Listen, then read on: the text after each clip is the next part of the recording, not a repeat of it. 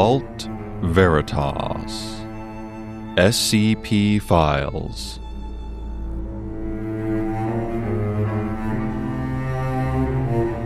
Episode 99. The Long Way Home.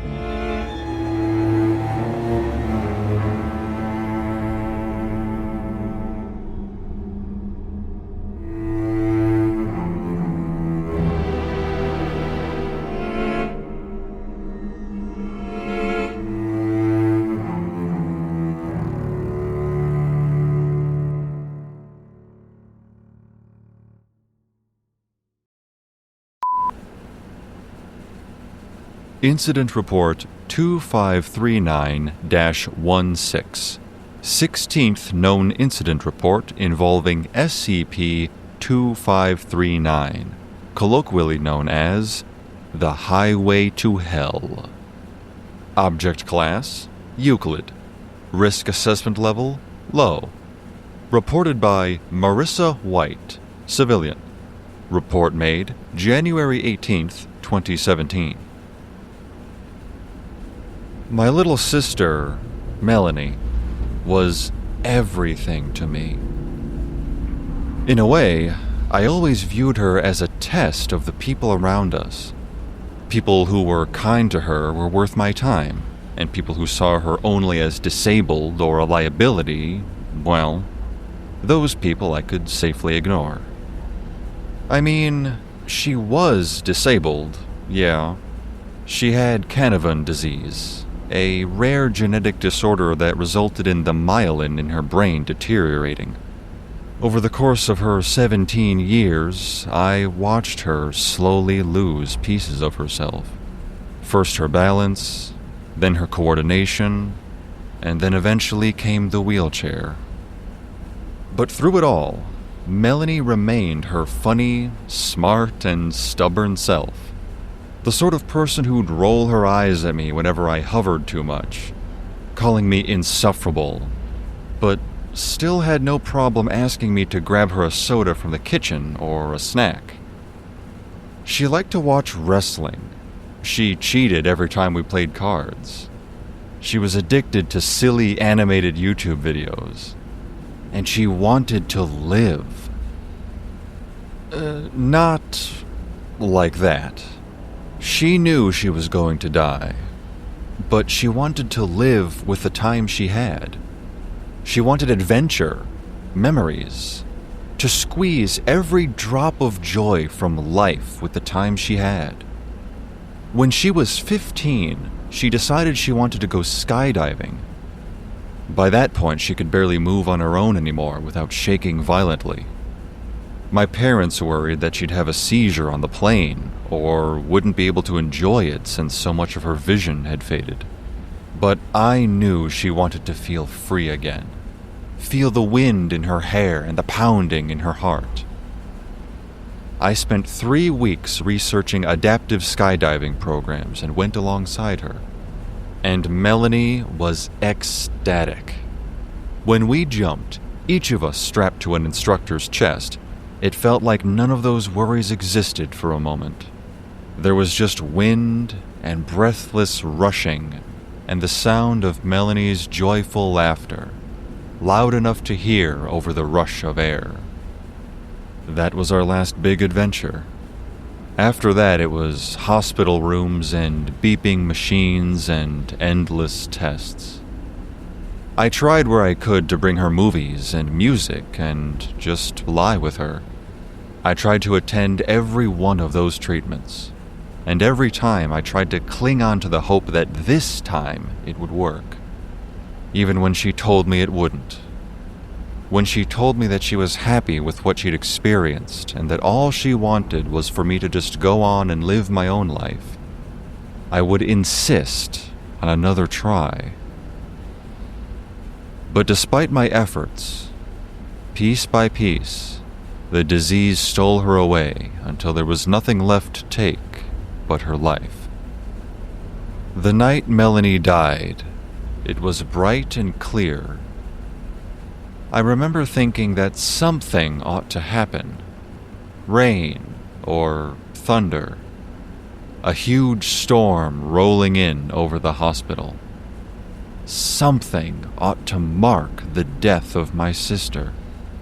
But instead, she was just silently gone. And I remember wondering if there was something more I could have done.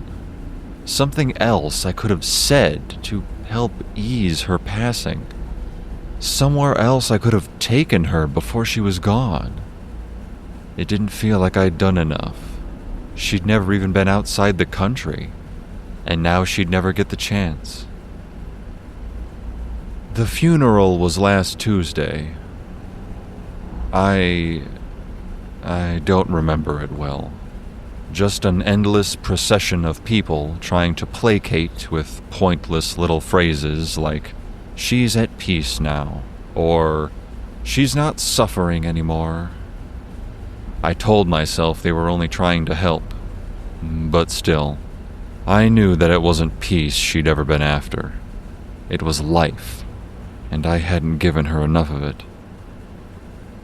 After it ended, I just wanted to drive. I didn't stay for the burial. I didn't want to see them place her under the earth. I didn't need the condolences, and I didn't want to return home. So instead, I just left. I hopped into my car, took the highway, and just drove. Before long, the sun sat high overhead, radiating a dry and oppressive heat that bled through the windshield and burned into my skin. I rolled all the windows down in a futile attempt to cool the car. I live in New South Wales, you see. Australian summers are merciless. I had the radio on, blasting music. The sun on my skin, the wind in my face, and the booming music were enough to quiet the memories for a time, and so I just drove. I passed some exits, but they were nowhere I wanted to go.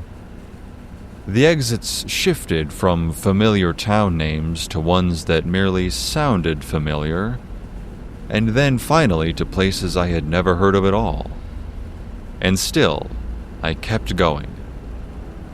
It didn't take long to just zone out entirely, and by the time a faint dryness began in my throat, I had no idea where I was anymore. I reached for the water bottle I kept in my purse, and found it missing. Frowning, I started rummaging around in the car. Had it rolled somewhere? I distinctly remember putting it back the last time I'd taken a sip, but search as I might, it was nowhere to be found. Irritation flared hot in my chest, and the sudden wash of static from the radio only sharpened it. I hadn't been paying attention to the music. Not really. When had it turned to static? I played with dials and buttons a while and couldn't find anything other than that oppressive, teeth-grinding static. At last, I switched it off and scanned for an exit. The sunlight remained fixed overhead, yet the clock in my car said 4:05 p.m. Had I really been driving for 3 hours out here? It was time to turn around and go back home. By any luck, I'd be back in time for a full night's sleep. The feeling of wrongness began as just a creeping sensation. The sun still beat down upon me. The scratch in my throat grew. Time passed, and yet I didn't come upon a single exit. There were no signs, no markers along the highway whatsoever. And the endless barren desert I drove past did not give way to anything interesting. When was the last time I'd seen another car? Why was the sun still so unbearably hot and bright this late out? The clock crept towards 5 p.m., and still it was as though it had just passed noon. The scratch in my throat turned slowly into a dull and throbbing headache. And still, I drove. When the clock finally clicked over to 5, I pulled over to the side of the road. That does it. I was extremely tired of the same stretch of nothingness. I pulled out my phone and found it was completely dead. Well, fine. I had followed the highway here, so I'd follow it back. I stepped briefly out of the car and scanned the horizon, but there was nothing to be seen in any direction. The thought of driving 4 hours back while my head already throbbed was awful. But I reasoned that once I left this stretch of nothing, I'd find a gas station or something and grab some water. I crossed over to the other side of the road in a very illegal U-turn and began the long drive back. If you had told me I never turned around, I would have believed you. The drive this way was every bit as featureless, and I had to remind myself over and over that yes, I had turned the car. I was sure of that.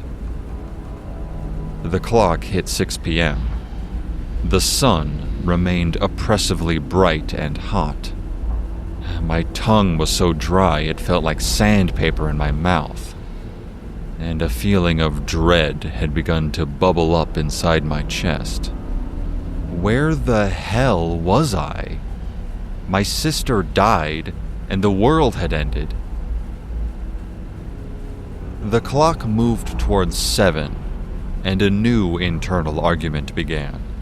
One involving leaving the highway altogether and driving off the road entirely.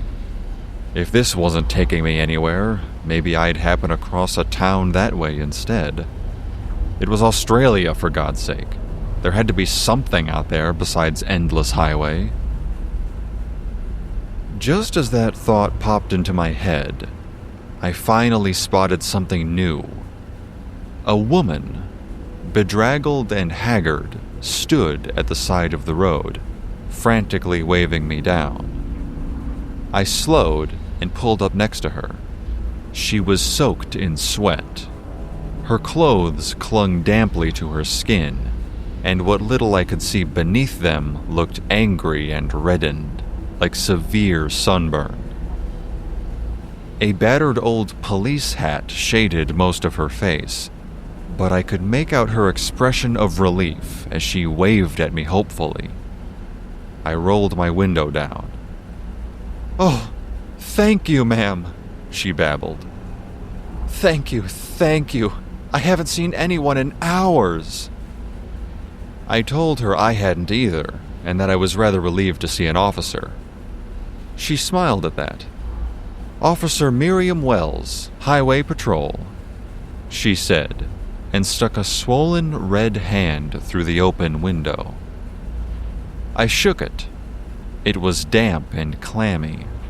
If my own throat felt this dry, it was a miracle she was still standing. I saw no water bottle on her either. No supplies whatsoever. I asked her about that, and she gave me a rather sheepish smile. Sounding quite embarrassed, she simply asked me if I knew how to get back to Roehampton. I assumed there was some embarrassing story attached to all this. A misplaced patrol car, perhaps. Getting turned around out in the countryside. She certainly looked like she'd been wandering for hours. A thick layer of reddish dirt clung to her pants and soil smeared her shoes. I told her I was headed to Roehampton myself and asked whether she'd like a ride. "Oh," she answered as though she hadn't really considered it. Would that be an inconvenience?" I looked at this poor, burned and bedraggled woman and gave her the warmest smile I could muster. Not even a little. "Please, get in before you pass out from sunstroke." Miriam climbed into my passenger seat and let out a sigh of relief almost immediately. We began to drive.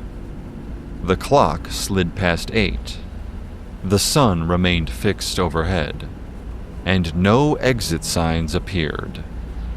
But despite these oddities, I couldn't help but feel elated to have someone along with me for this odd drive. Not that there was conversation, exactly. She was quiet. She deflected my questions and gave me apologetic and sheepish shrugs instead. She asked over and over if we were nearing Roehampton. I told her we didn't seem to be nearing anything.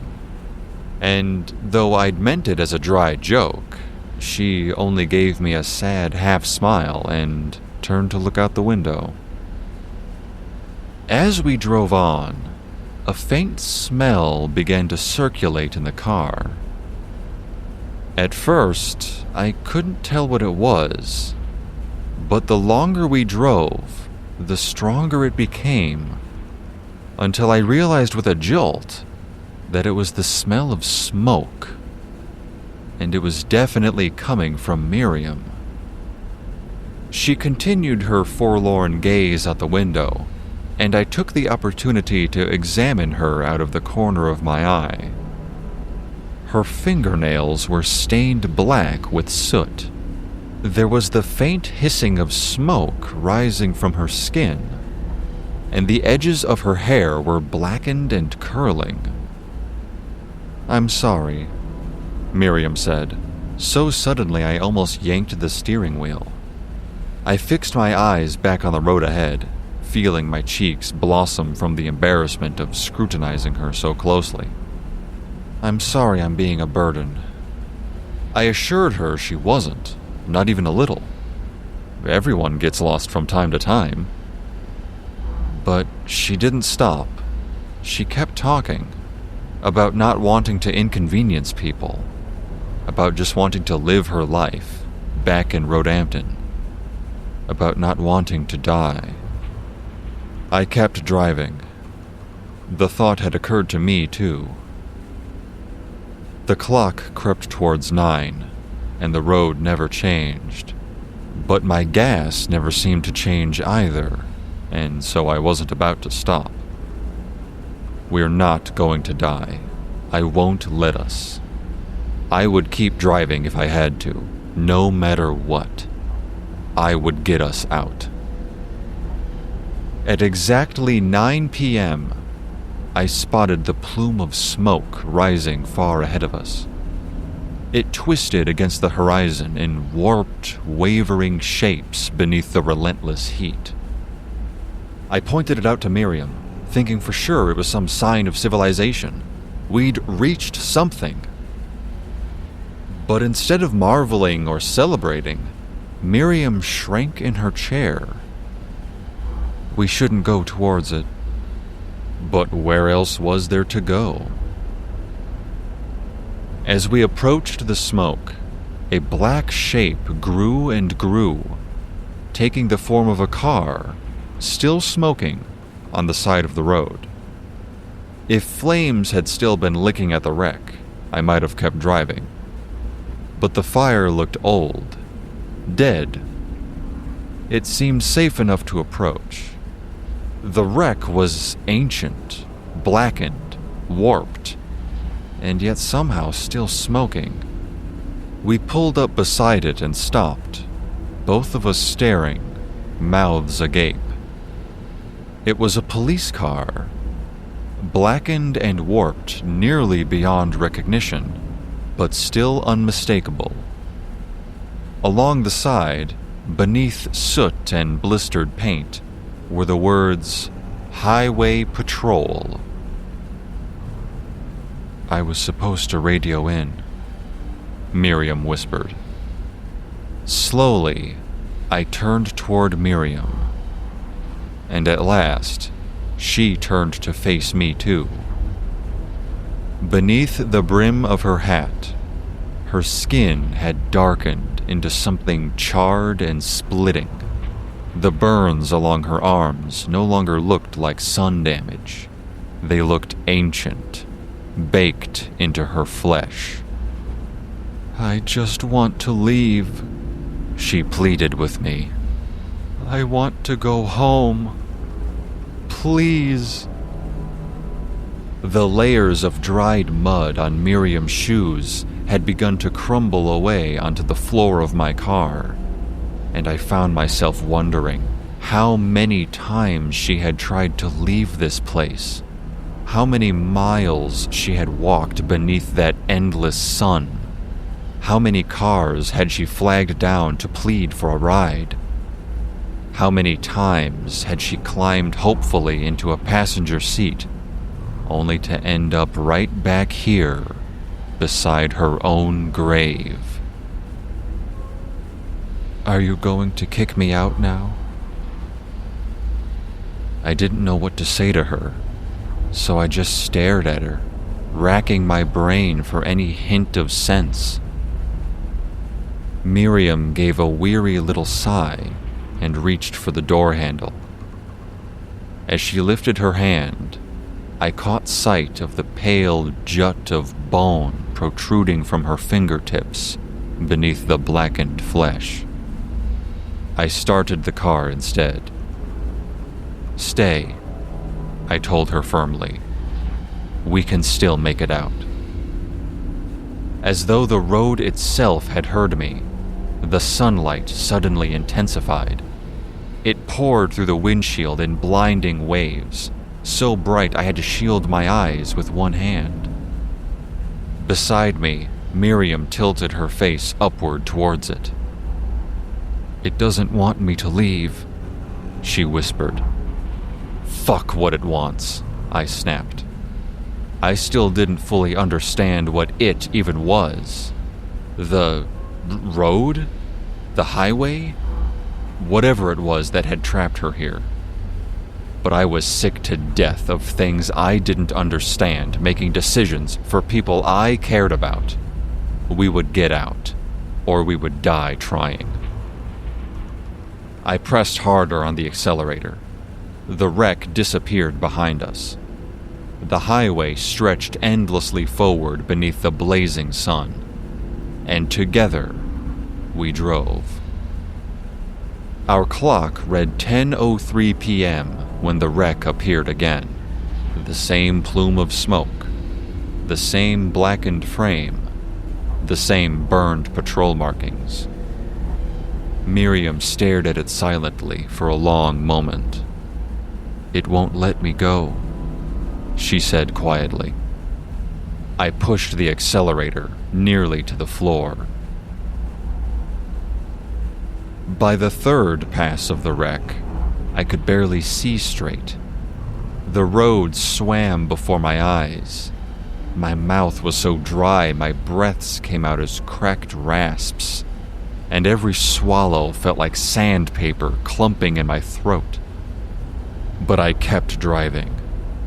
I wasn't about to let this place win. I wasn't about to lose someone again. The sound of the passenger door unlatching finally made me slam on the brakes. "What are you doing?" I croaked. "Miriam, close the door!" She smiled at me. I don't think I will ever forget that smile. Her eyes were cloudy and sunken deep into the blackened skin of her face, and the entire car smelled of smoke and burned flesh. But despite all of it, she looked peaceful. "Thank you," Miriam whispered. She leaned forward and pressed a soft kiss against my cheek. Her charred lips were cold, and then she climbed out of the car. "You should go live your own life now." I tried to argue, to tell her we could still make it out together. We just needed one more try. One more would do it. One more. But my voice had deteriorated into little more than a hoarse crackle, and Miriam was already stepping backward towards the roadside, toward the place where she had died. My staying would not bring her back. Nothing would. I drove. In my rearview mirror, Miriam stood waiting beside the endless highway, still lost, still burned, and still smiling that sad and gentle smile. I wanted to cry. I could feel the ache of it deep inside my chest, but my body no longer had enough water left for tears. So I drove, and drove, until the road blurred into wavering streaks of light before me. And eventually, I blacked out behind the wheel. I don't know why I didn't crash. When the Foundation found me parked at the side of the highway near the exit to Roehampton, dawn had finally broken. I was barely conscious, delirious from dehydration and heat stroke. Sitting in the passenger seat beside me was a small lump of scorched human tissue, the only thing of Miriam Wells that I had managed to bring out with me. The first cup of water they gave me tasted divine, and all I could think about was Miriam and Melanie. That I was still here, drinking and breathing and living while both of them were gone. That somehow, impossibly, life was continuing without them. And that maybe it was supposed to. I think perhaps when you all let me go, I'll go back to Melanie's burial site and say a proper goodbye.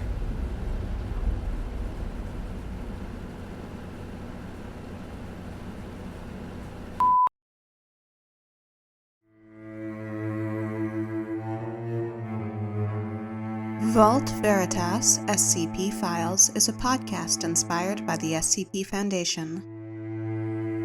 The Long Way Home is based on SCP-2539 by Taffeta from the SCP Wiki located at scpwiki.com/SCP-2539. It is licensed under a Creative Commons Attribution Share-alike 3.0 unported license.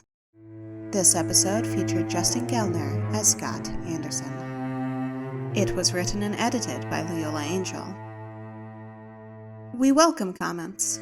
Please rate and review us, email us at vaultveritas@gmail.com, or join our Discord channel using the link in the episode description.